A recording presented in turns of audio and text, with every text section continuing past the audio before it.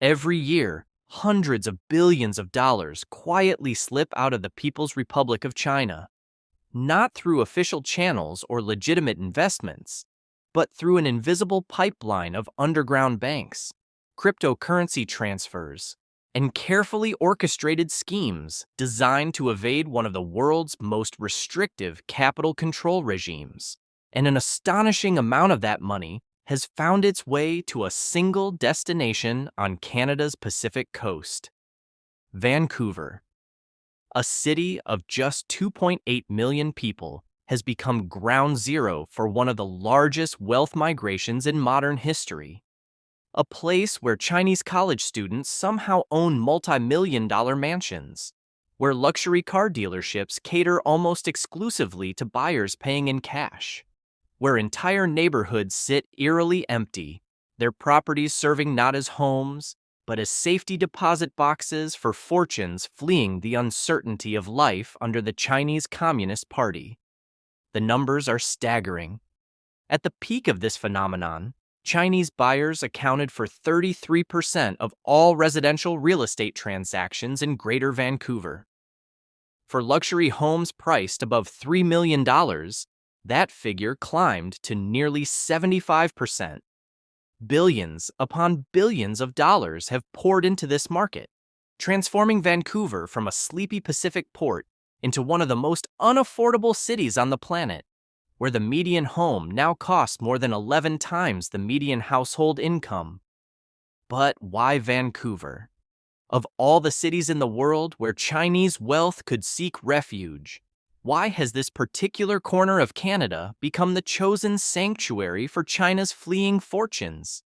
The answer involves a perfect storm of factors: geography, history, immigration policy, and something far more troubling: a financial infrastructure so permissive, so deliberately blind to the origins of money, that international law enforcement has given it a name. They call it the Vancouver Model. Today, we're counting down the 10 reasons why Chinese investors have been fleeing to Vancouver in unprecedented numbers. We'll explore the legitimate pull factors that make this city attractive, the push factors driving wealth out of China, and the darker systems that have made Vancouver infamous in the world of international finance. Some of these reasons will surprise you. Others will shock you. And when we reach number 1, you'll understand why experts have called this phenomenon one of the greatest wealth transfers and money laundering operations of the 21st century. Let's begin. Kicking off our list at number 10 is perhaps the most obvious draw, yet one that cannot be overlooked when understanding why Chinese investors have poured their fortunes into this corner of Canada. Vancouver is, quite simply, one of the most beautiful cities on Earth.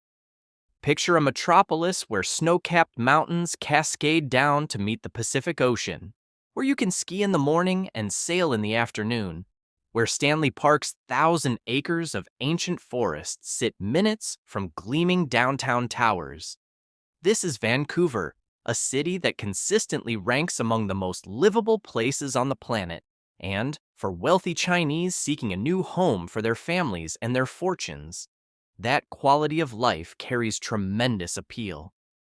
The climate alone sets Vancouver apart from the rest of Canada.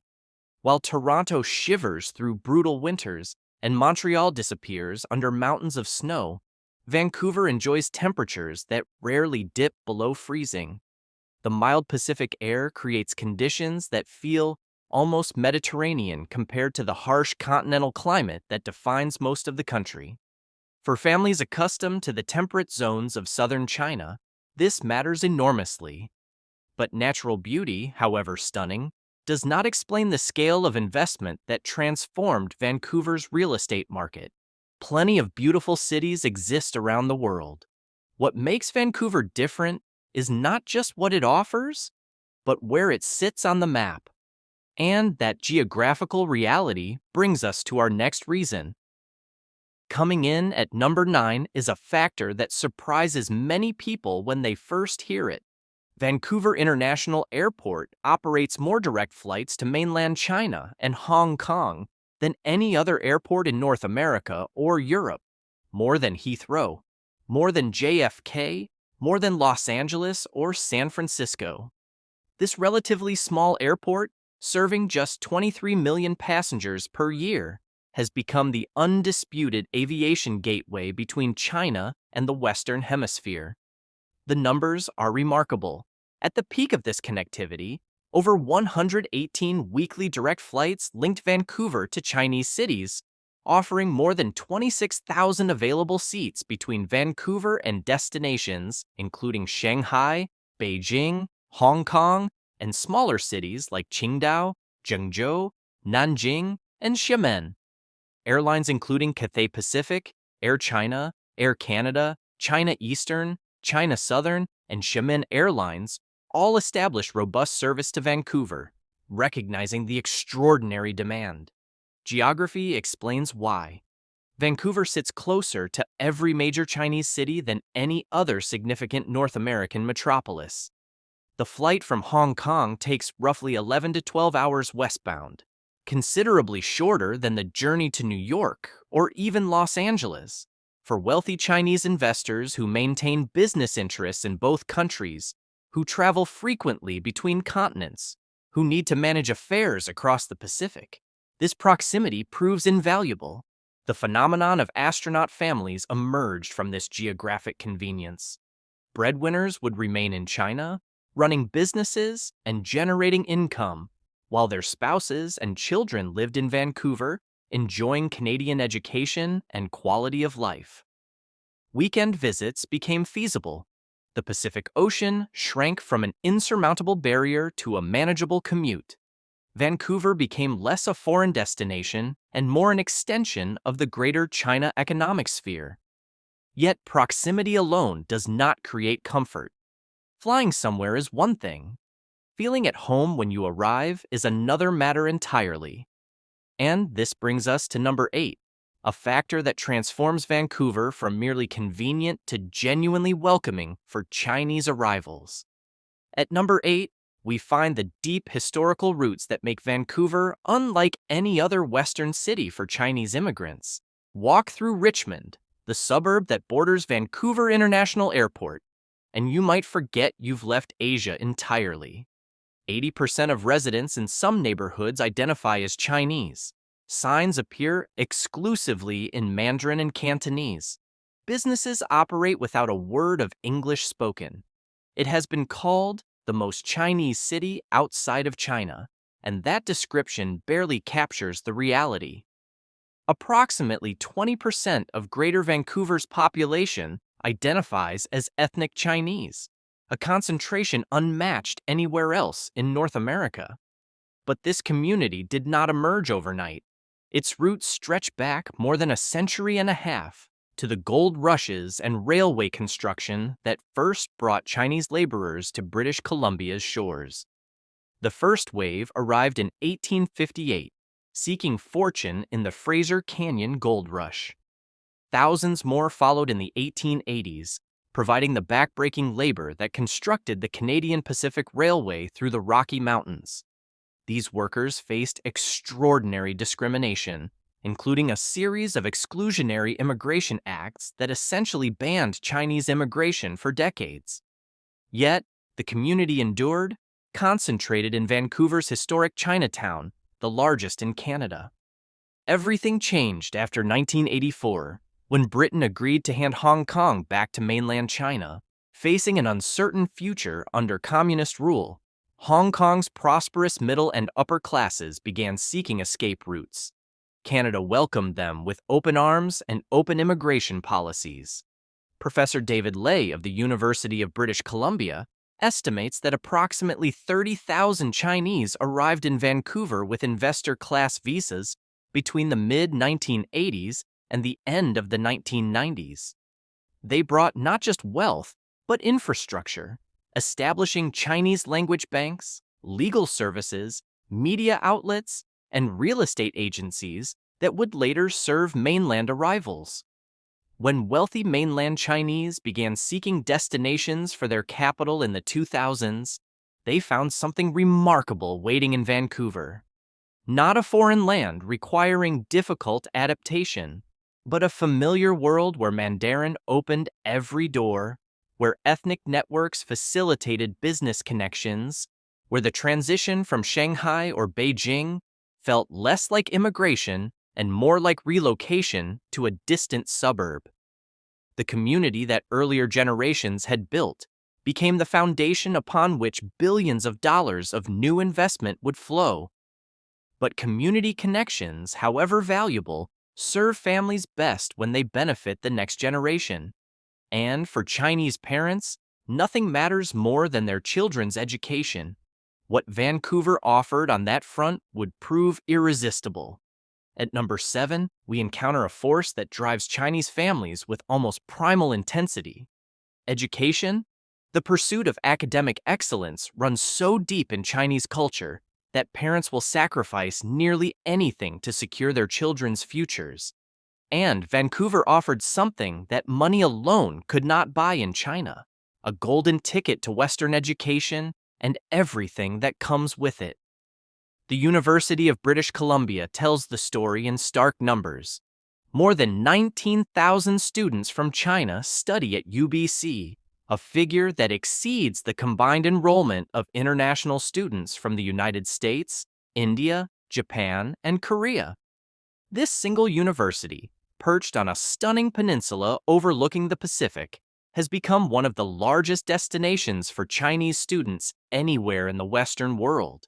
And UBC represents just one piece of a broader educational ecosystem that includes Simon Fraser University, the University of Victoria, and dozens of elite private schools that cater specifically to international families. Understanding why requires understanding what Chinese students face at home.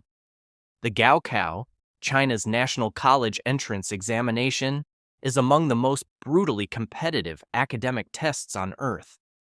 Millions of students compete for limited spots at top universities, with a single exam determining the trajectory of entire lives. The pressure destroys childhoods and breaks families. For wealthy parents who can afford alternatives, sending children abroad offers escape from this crushing system while providing something arguably more valuable: credentials that open doors globally. A degree from a Canadian university carries weight that a Chinese degree often cannot match: English fluency, international networks, exposure to different ways of thinking, and perhaps most importantly, a pathway to something even more precious than education itself: permanent residency. The pattern became unmistakable in Vancouver's real estate market. Chinese students living not in dormitories, but in multi-million-dollar homes purchased by their families. Properties serving dual purposes as both housing and investment, appreciating in value while children completed their studies. Canadian media documented case after case of students whose families had purchased luxury real estate, far beyond what any scholarship or part-time job could explain. The phenomenon prompted researchers like Andy Yan, an urban studies professor at Simon Fraser University, to investigate the connections between student populations and property ownership patterns. For many families, the education investment represented just the first step in a longer journey. Students who graduated could obtain post-graduation work permits, gaining Canadian work experience that facilitated applications for permanent residency. Parents who had purchased property to house their children suddenly found themselves with a foothold in a country that offered everything China could not: stability, rule of law, and clean air to breathe. The educational pipeline became an immigration pipeline, each tuition payment a down payment on a family's future outside China. But for wealthy Chinese who lacked the patience for their children to complete degrees, or who wanted faster results, Canada offered something even more direct: a program that essentially put permanent residency up for sale. And that brings us to number 6. In 1986, the Canadian government launched what would become one of the most consequential immigration experiments in the nation's history. The Federal Immigrant Investor Program, offered wealthy foreigners a straightforward transaction. Demonstrate a net worth of at least 1.6 million Canadian dollars. Provide an interest-free loan of $800,000 to the government for 5 years. In return, receive permanent residency for yourself and your entire family. No job required, no business to establish, no language test to pass. Simply write a check and welcome to Canada. The program proved staggeringly popular, particularly with wealthy Chinese. By the time the government finally canceled it in 2014, approximately 80% of applicants came from mainland China. The backlog had swollen to more than 80,000 applications, with 65,000 pending when officials pulled the plug. Applicants had been waiting as long as 6 years, each ready to hand over nearly $1 million for the privilege of Canadian residency. The numbers paint a picture of extraordinary wealth migration. According to research compiled by Professor David Lay at the University of British Columbia, roughly 30,000 Chinese arrived in Vancouver with investor-class visas between the mid-1980s and the end of the 1990s alone. From 2005 to 2012, an additional 29,764 wealthy Chinese entered British Columbia through the program. By January 2013, 45,800 more sat in the backlog, waiting for their chance. When Canada canceled the federal program, citing limited economic benefit and concerns that investors were not maintaining ties to the country, many assumed the pipeline would close. They were wrong. Quebec maintained its own immigrant investor program under a special agreement with the federal government, and wealthy Chinese quickly discovered they could use it as a backdoor. Applicants were supposed to settle in Quebec, but as permanent residents, they had the legal right to live anywhere in Canada. The results were predictable. Data reported by Global News showed that 85% of investor immigrants who entered through Quebec ended up in British Columbia or Ontario. Only 10% actually remained in Quebec as intended.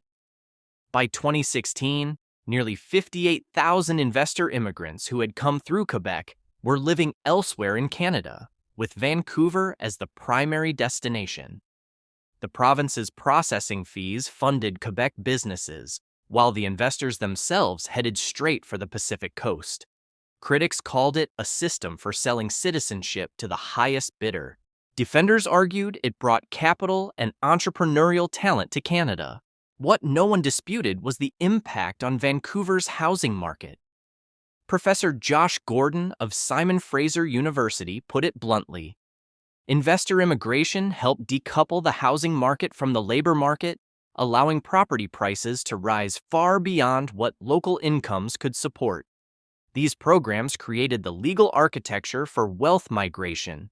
They provided the visas, the residency cards, the pathways to citizenship that made Vancouver accessible to Chinese money. But understanding why wealthy Chinese wanted to leave in the first place requires looking beyond pull factors to the forces pushing money out of China. Forces rooted in something that money cannot buy and that the Chinese Communist Party cannot guarantee. We are halfway through our countdown, and the stakes are about to rise dramatically. The reasons ahead reveal not just why Vancouver attracted Chinese wealth, but why that wealth became desperate to escape. If you are finding this revealing, subscribe now. What comes next will change how you understand both China and Canada.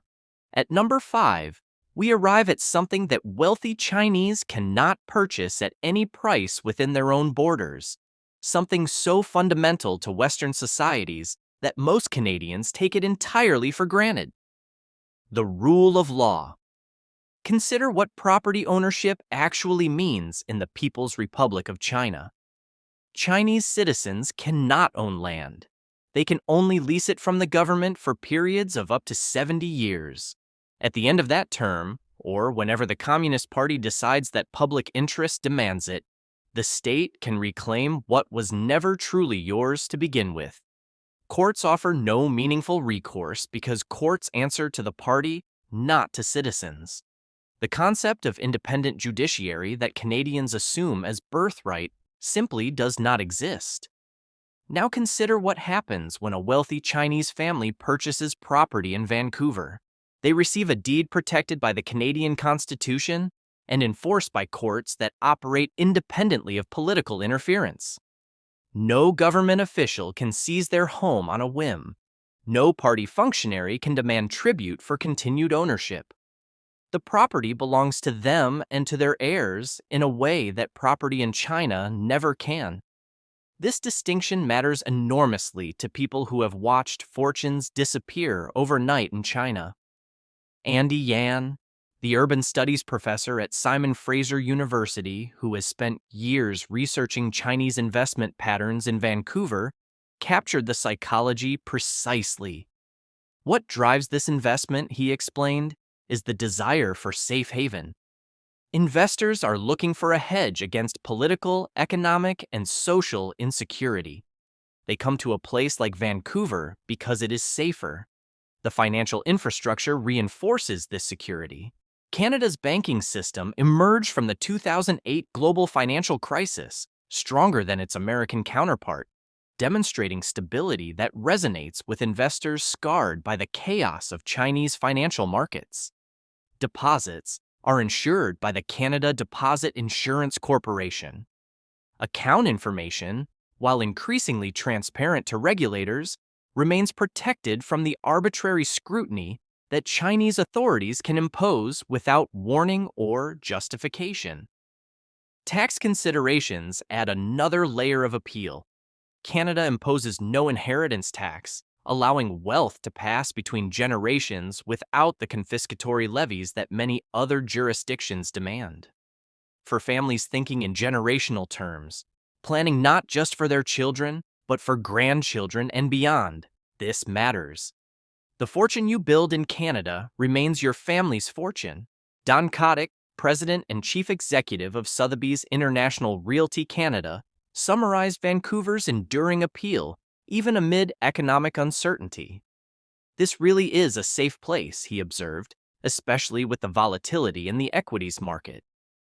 Real estate as an investment is a great place to put your money, but first and foremost, it is the standard of living and the quality of life that will continue to attract immigrants. That safe haven psychology creates what observers have called the Plan B mentality. Vancouver property serves as an insurance policy against an uncertain future. If things go wrong in China, if political winds shift, if a family suddenly finds itself on the wrong side of powerful interests, they have somewhere to go, a home waiting, a pathway to citizenship secured, an exit from whatever catastrophe might unfold. But why would wealthy, successful Chinese families fear catastrophe? What could possibly threaten people who have mastered the art of building fortunes within the Chinese system? The answer brings us to number 4, and to the man whose policies have transformed anxiety into terror among China's wealthy class. In February 2023, one of China's most prominent investment bankers simply vanished. Bao Fan had built China Renaissance into a powerhouse of technology finance, advising on some of the biggest deals in Chinese business history. His personal fortune reached into the billions. Then his company issued a terse announcement stating that Bao was cooperating with an investigation by certain authorities. He has not been seen or heard from publicly since. Bao Fan is not alone. Under Xi Jinping's leadership, the wealthy in China have learned a terrifying lesson. The old party slogan from the 1980s declared that to be rich is glorious. The new reality, as analysts at the Hudson Institute put it bluntly in 2024, is that to be rich is glorious and dangerous. Xi's Common Prosperity campaign, launched with great fanfare, sent shockwaves through China's business community. The phrase sounds benign, even admirable. In practice, it has meant unprecedented crackdowns on entire industries. The private tutoring sector was essentially eliminated overnight, destroying billions in shareholder value. Technology giants faced regulatory assaults that erased hundreds of billions more. Jack Ma, once celebrated as China's most successful entrepreneur, disappeared from public view for months after criticizing financial regulators. The message was unmistakable. No one is too big, too successful, or too connected to be brought down. Local governments across China, struggling with massive debts and collapsing real estate revenues, have grown increasingly aggressive in extracting money from wealthy residents. Arbitrary fees, sudden tax investigations, pressure to donate to government initiatives. For those with means, the environment has become predatory in ways that make long-term planning nearly impossible. The numbers reflect this fear. According to Henley and Partners, a firm that tracks global wealth migration, approximately 15,200 Chinese millionaires were expected to relocate abroad in 2024 alone. The Migration Policy Institute documented some 10.5 million Chinese citizens living abroad as of 2020, with the trend accelerating through 2025. Al Jazeera's reporting on the exodus described an environment where even middle-class families feel unsafe, holding significant wealth within China's borders. When China finally lifted its draconian COVID-0 restrictions in December 2022, Bloomberg reported that wealthy Chinese immediately began traveling overseas to check on real estate and firm up immigration plans. 3 years of being trapped had only intensified the desperation to establish footholds abroad. Vancouver, with its established networks and proven pathways, became a primary destination for this frightened money. But fear alone does not move billions of dollars across borders. China's government has erected formidable barriers to prevent exactly that. What comes next reveals how determined investors found ways around those walls. At number 3, we confront a puzzle that seems mathematically impossible. China restricts its citizens to moving just $50,000 per year out of the country. Yet Chinese investors have purchased billions upon billions of dollars in Vancouver real estate. How does money escape when the government has built walls specifically designed to contain it? The answer lies in an arsenal of methods ranging from the technically legal to the brazenly criminal. The Institute of International Finance documented capital outflows from China reaching $640 billion in a single year. The United States Treasury Department analyzed Chinese banks executing $267 billion in net foreign exchange sales during 4 quarters through June 2024. This money moves through channels the Chinese government seems powerless to close. The simplest method exploits the $50,000 limit through sheer multiplication. Families organize what authorities call transfers or smurfing. 20 relatives each send their annual quota through legitimate channels.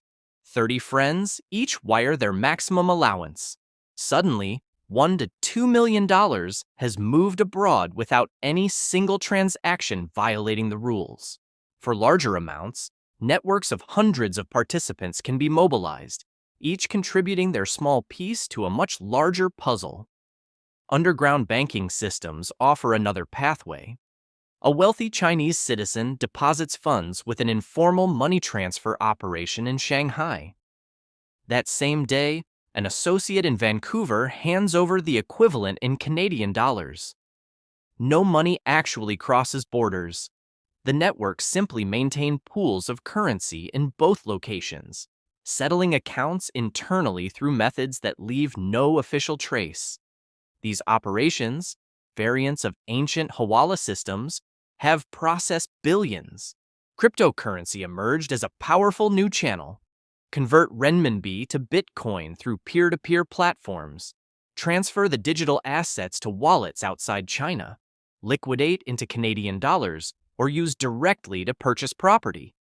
The People's Bank of China traced a $1.7 billion crypto laundering scheme linked to outbound real estate purchases. involving over 30 wallets and 100 beneficiaries. For every scheme discovered, countless others succeed undetected. Trade invoice manipulation exploits China's massive export economy. A Chinese company overstates the value of goods being imported. The foreign supplier receives payment for the inflated amount, then returns the difference to accounts controlled by the Chinese buyer. Billions flow abroad disguised as ordinary commercial transactions, but getting money out of China represents only half the challenge. Once it reaches Vancouver, it often arrives as cash, as cryptocurrency, as funds from sources that cannot withstand scrutiny. It needs to be cleaned before it can purchase property openly, and for that, Chinese investors discovered a system so efficient that international law enforcement gave it a name known around the world. At number 2, we encounter the Vancouver Model, a money laundering machine that operated with brazen openness for years, while authorities watched and did nothing. Picture the scene that played out routinely in Vancouver's casinos. A man enters carrying a hockey bag stuffed with $500,000 in $20 bills, the small denominations that drug dealers accumulate from street sales. He converts this cash to casino chips at the cage. He plays a few hands of baccarat, winning some, losing some, the outcome irrelevant. Then he cashes out and receives a clean casino check, the money's criminal origins now thoroughly obscured. Within weeks, that check becomes the down payment on a luxury home. The Cullen Commission, British Columbia's public inquiry into money laundering, documented this system across 133 days of evidence from 199 witnesses. The investigation revealed a pipeline connecting Chinese criminal organizations in Guangdong province to Vancouver's casinos and real estate market. Peter German, the former Royal Canadian Mounted Police Deputy Commissioner hired to investigate, published his findings in reports titled simply Dirty Money. His conclusion: over $5 billion had been laundered through British Columbia real estate alone, inflating housing prices by more than 7%. Criminology professor Stephen Schneider testified that he had never seen such a big operation so geographically confined. "We have never seen anything like this in Canada," he told the commission, "and you probably will not see anything like this anytime soon." The same pipeline that moved money also moved death. Fentanyl precursor chemicals flowed from Guangdong factories to Vancouver's port. Drug sales generated the cash that needed laundering. Laundered money funded more drug purchases. Attorney General David Eby captured Vancouver's new reputation with bitter accuracy. "We are famous internationally," he said, or more accurately, "we have become infamous for money laundering." But the Vancouver model could not have operated without something even more troubling. It required a system that chose not to see what was happening in plain sight. And that brings us to number 1. Here is the uncomfortable truth that explains everything. Vancouver did not become the money laundering capital of North America by accident. It happened because powerful interests benefited from looking the other way. The Cullen Commission heard testimony that British Columbia Lottery Corporation executives prioritized casino revenue over anti-money laundering compliance. Investigators were allegedly instructed that suspicious transactions were not their concern. Cash buy-ins that should have triggered immediate scrutiny were processed without question because high-roller gambling generated profits too valuable to jeopardize. The real estate industry lobbied against foreign buyer tracking for years. When Vancouver proposed restrictions in 2016, the provincial government initially rejected them. Premier Christy Clark worried that intervention would mean taking a bite of the equity in people's homes. Only overwhelming public pressure eventually forced action. An entire economy had become dependent on the flow of Chinese money. Property transfer taxes filled government coffers. Casino profits funded public services. Real estate commissions enriched agents. Construction boomed. Existing homeowners watched their net worth multiply. too many people benefited for anyone to ask inconvenient questions about where the money originated. The consequences fell on those with no voice in the system.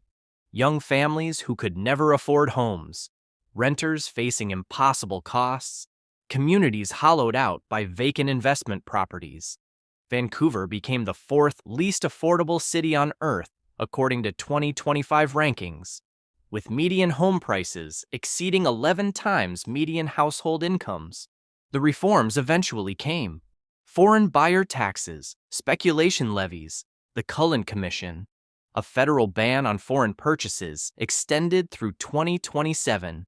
But the damage was done, a generation priced out, a city transformed, and a lesson written in billions of dollars about what happens when governments choose revenue over responsibility. So why did Chinese investors flee to Vancouver?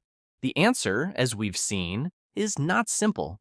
It's a perfect storm of factors that turned a beautiful Pacific city into the world's most notorious destination for Chinese capital flight. At the surface level, Vancouver offered everything a wealthy Chinese family could want: stunning natural beauty, convenient access to Asia, an established Chinese community ready to welcome newcomers, world-class universities for their children, immigration programs that essentially sold residency to the highest bidder, the rule of law and democratic stability that China could never offer.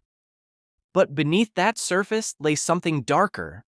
Fear drove money out of China, fear of Xi Jinping's crackdowns, fear of arbitrary seizure, fear of a future where wealth marks you as a target rather than a success. And waiting to receive that fearful money was a system in Vancouver that asked no questions. The Vancouver model wasn't an accident. It was the logical endpoint of a society that chose to look away. When casinos accepted hockey bags full of drug cash, when real estate agents didn't question how students purchased $10 million mansions, when governments prioritized tax revenue over asking where the money came from. The result was predictable. Billions of dollars of questionable origin flowed into Vancouver, pricing out local residents and turning neighborhoods into ghost towns of empty investment properties. The reforms have come, perhaps too late. Foreign buyer bans, speculation taxes, money laundering inquiries. But the fundamental forces remain. China's wealthy still fear their government. Vancouver still offers safety, community, and proximity. And money, as it always does, finds a way.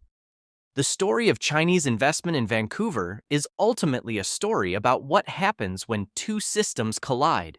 One system desperate to prevent wealth from leaving, another system, for too long, happy to receive it without question.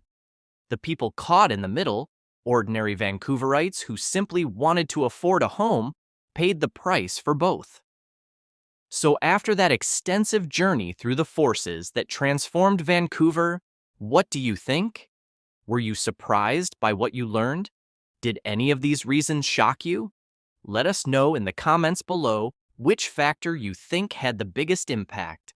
And if you found this deep dive revealing, don't forget to subscribe for more stories about the hidden forces that shape our world. Because when it comes to money and power, the official story is never the whole story.